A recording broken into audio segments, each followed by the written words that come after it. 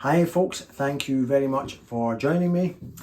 As usual, I'll break the intro piece down at the end of the video just to show you what my thought process was and how I was seeing the guitar neck, and maybe you'll get an idea or two from it. What else? Oh yes, my Cornell is back. So when I took you all to Oban last video, I came home via Glasgow and had a wee chat with Stevie and picked up my Cornell. I really missed it.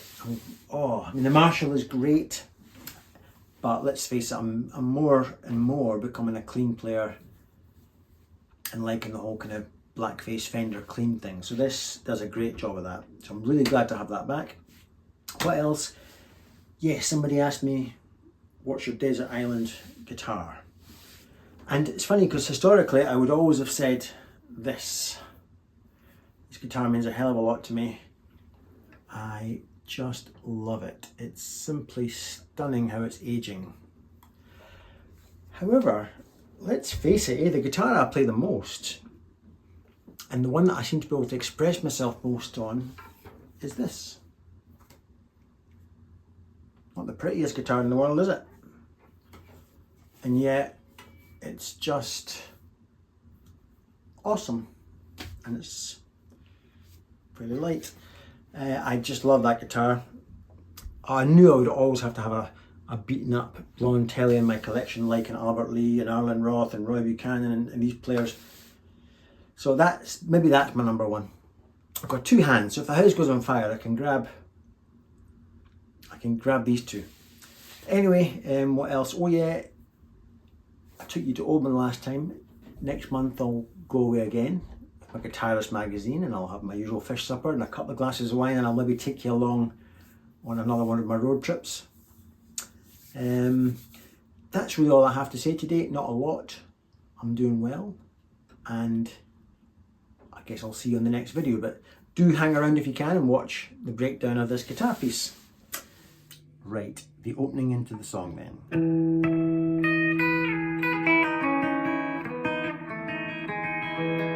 So I'm just monopolising the fact that although it's in the key of E, I'm suggesting E major 7 all the time. In other words, whenever you take one of your root notes down a semitone,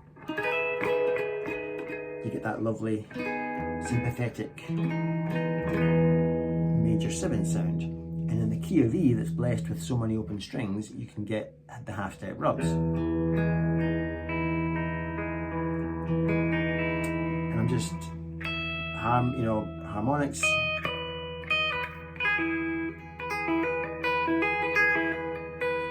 Exploiting the open strings. 6th and 4th of the G and B strings, but with an open E string thrown in there as a constant drone. And although I'm taking the G string down in semitones, in tones and then a semitone, that constant E string's in there as a kind of rub.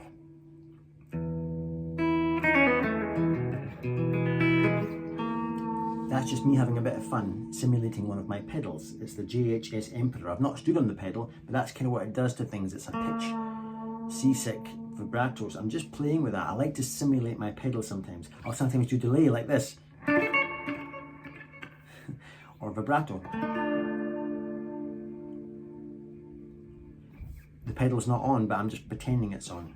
So that was just a bit of pitch shifting fun to add some tension that I could then release you all with this. Now I'm playing lead, constantly thinking about where I am. I'm in the key of E, so you'll see me lots of times play licks in that position of E, then the second position, the third position, up to there. I'm just making it look like I'm a flash lead player, but I'm just relying on my crutches being the chord positions, and deferring to that major 7th sound all the time. I do that a lot. I'll strum the chord, almost a strum, but you've got to get off the train quick, or else it becomes a strum, and you don't want a strum. I'm a lead player. That sort of thing. I'll run up a chord.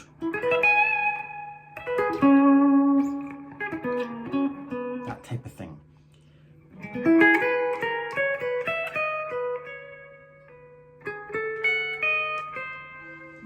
I'll introduce a bit of tension, and then back to E. These are just two positions of E. I'm just playing the B string and the E string. Then time to give you some beauty.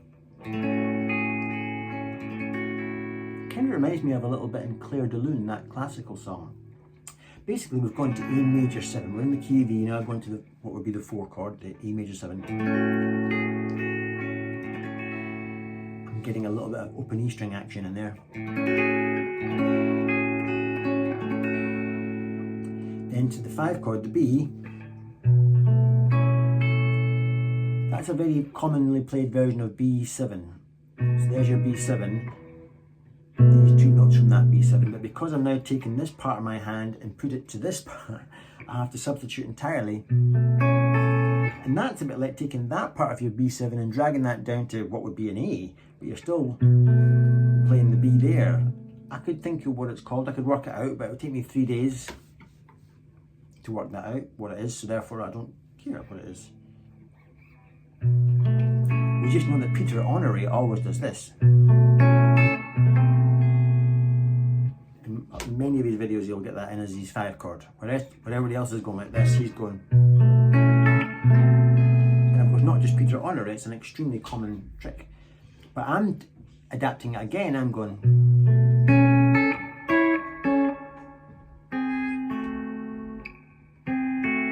I love that one. I did that. I didn't just do it, I could hear it in my head. I often hear the thing in my head first. So I'm playing that, we'll call it the Peter Honoré 5 chord. It's a B after all, so I can... Actually, is it a B really? It's functioning over the B. I seem to be playing licks that are more in the key of A. I don't know why that is. But then I go A.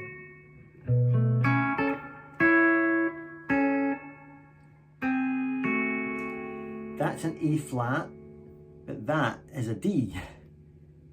Look at my right hand as well. So I'm strumming the sort of A flat, the G and E strings, and then strumming the, what would be the D chord, the G, the D and the B,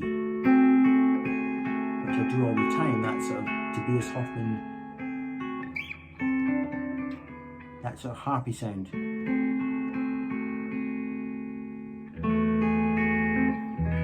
I just love that. Then I'm just going to normal rock and roll chord, which is just your C sharp minor, Johnny. At that part of the A played up a tone, and then resolve to that part of E. A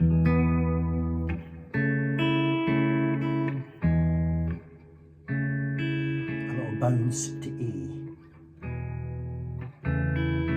That's nice with the open E string. That's a mistake I've just done just now, but listen to that. Oh, I'm going to get that into the next video. It's an A. I'm bouncing to A, bounce to A, back to E, but I'm bouncing to A there. I made a mistake by hitting the open E string. That's lovely. You mark my words, that'll be in a video soon. More lead. With the E string still droning. Still that particular sound of J.D. Simon.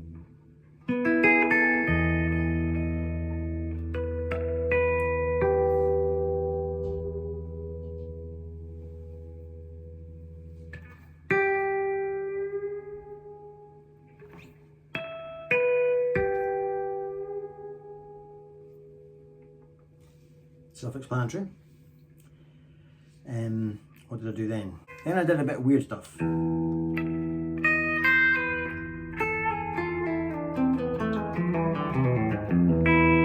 All that is, it's a bit of kind of the half-whole diminished thing, but who cares? Starting off kind of sweet, introducing that tension note.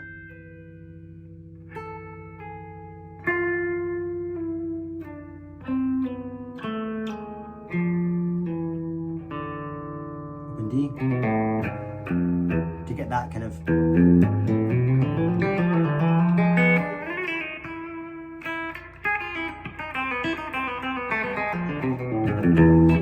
type of sound, Arabian kind of weird stuff.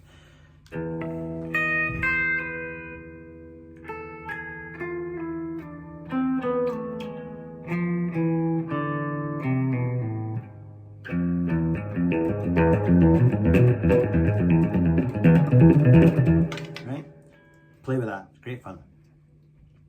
Back to beauty, etc.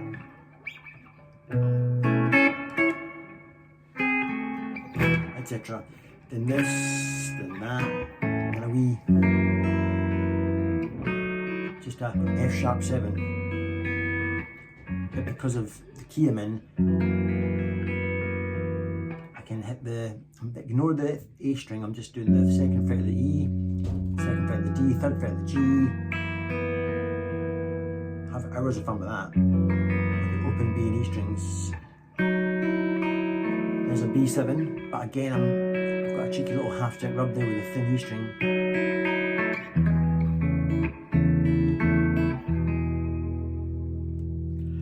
Then just getting up to finding a way to get up to E, just borrowing like a monkey, scrambling up that chord to get me there.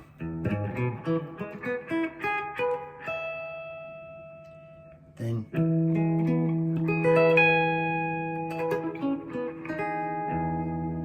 just running up the chords again. I'm in this shape now.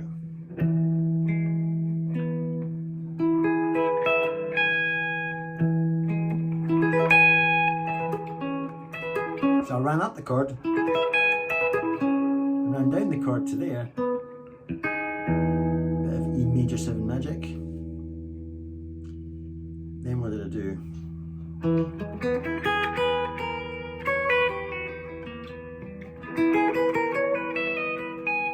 Just randomness. Again, climbing up the chords, connecting that shape to that shape to that shape to that shape. I'll do it kind of slow. Position 1 to position 2.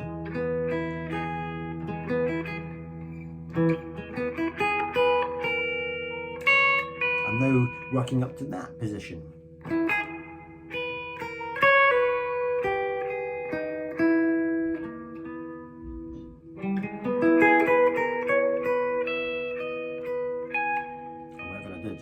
Just walking up the positions. Then I did some stuff. I'm obviously inspired. I say I'm obviously inspired by Julian Lash, but I make such a hash of his stuff that nobody would ever know I'm inspired by him, because he's so beyond me that I couldn't possibly emulate. But I can steal nuggets, and one of his nuggets he does is he'll give you a bit of beauty on a plate, and then he'll just go like the computer's gone mad. He goes like, and so this is not one of his licks, but this is very inspired by the kind of thing he would do. Everything's very pretty, and suddenly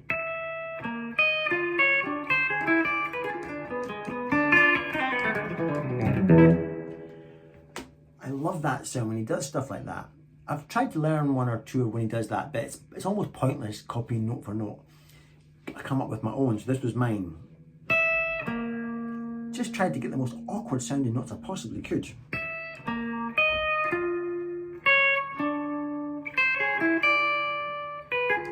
By the time I get to here, I'm now cheating, because I'm in established diminished runs. Then my Arabian stuff. So, but to get me off, I just started weirdness.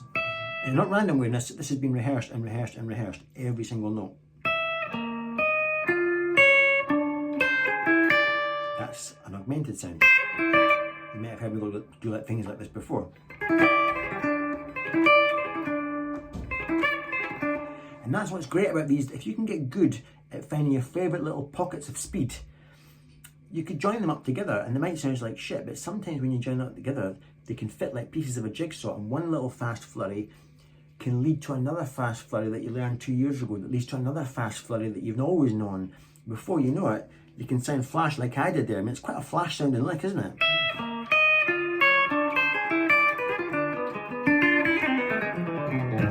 That last bit I've known for years, but I'm just rummaging through my toolbox thinking, fuck's sake, that'll fit with that. Oh no, it won't. Maybe it'll fit. Wow, and it fits. And before you know it, you can pull something like that off. Back to beauty again. In center. And then I think, how did I wind the song up? Oh yeah. Rather than going like this, I went.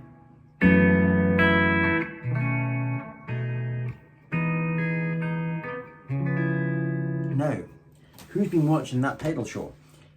Tim Lerch was on it very recently, and he did a thing that I've heard Eric Johnson do. So Tim played a little sort of scale.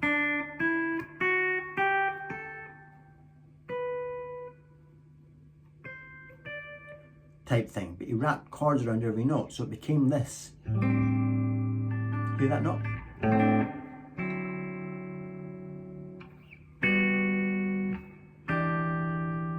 Can you hear the scale? And he threw in this. I learned that because I thought that's going to go in my toolbox. I've nowhere to put it, and within 2 weeks, all of a sudden, I've put it in somewhere. So I went, then I went straight into Tim Lerch. That's one of mine though, that's not Tim's. That's Tim's. And that's Tim's. I love that. I don't know what it is. Well, I kind of know what it is. Then I did some of me.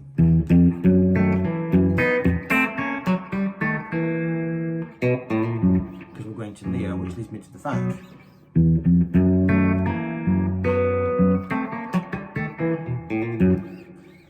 So I'm just playing around that shape. That's the 7th version of that shape.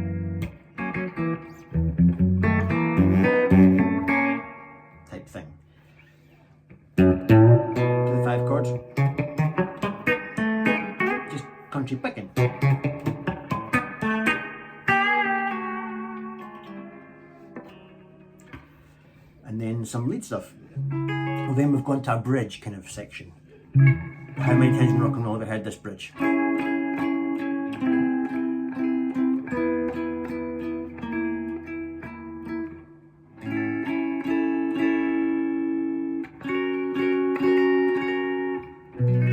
We've all heard it a million times in rock and roll. So all I'm doing is stealing from that big library of stuff.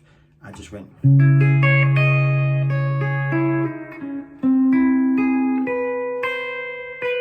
Got a wee half step ribbon.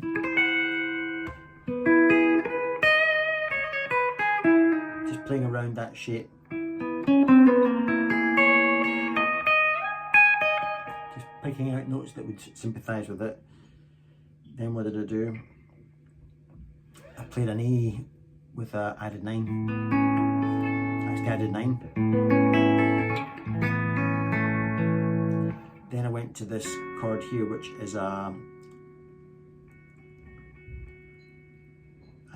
F sharp. But I played it as a lead player. And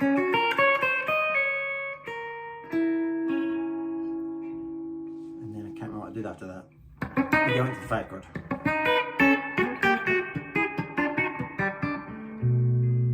And so it goes. So I hope you get something out of all that nonsense.